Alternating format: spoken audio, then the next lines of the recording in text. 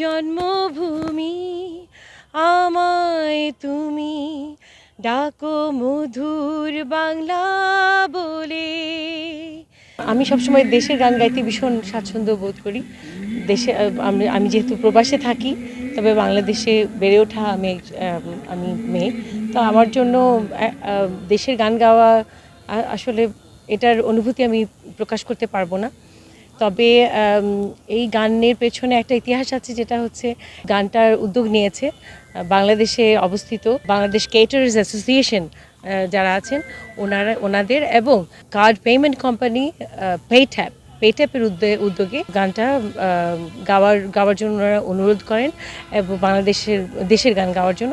এবং এই দেশের গানটা আমরা সেখানে রেকর্ড করে আমরা নিয়ে এসেছি, বাংলাদেশে শ্যুট করছি, আজকে শ্যুট করেছি। ইনশাআল্লাহ আপনারা দেখতে পাবেন বিভিন্ন চ্যানেলে, এবং ইউটিউবেও থাকবে আমাদের এই দেশের গানটি।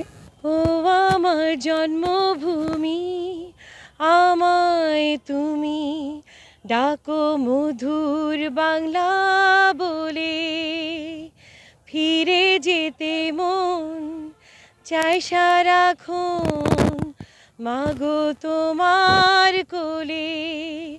তোমার আকাশ তোমার বাতাস বাজায় প্রাণে বাসি।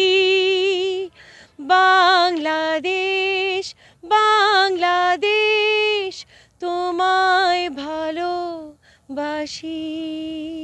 আমাদের গানের যে ভিডিওটা, যে প্রসেসের জন্য আমাদের এখানে যে শটগুলো ছিল, আসলে এটা বাংলাদেশের জন্য, দেশের জন্য গান তো। সো আসলে আমরা দেশটাকে রিপ্রেজেন্ট করার জন্য বেসিক্যালি আসলে এই গানটা। সো এই জন্য হচ্ছে আমরা স্মৃতিসৌধ কেন্দ্রিক করে আমাদের যে সিনগুলো ছিল সেগুলো আসলে স্টার্ট করছি।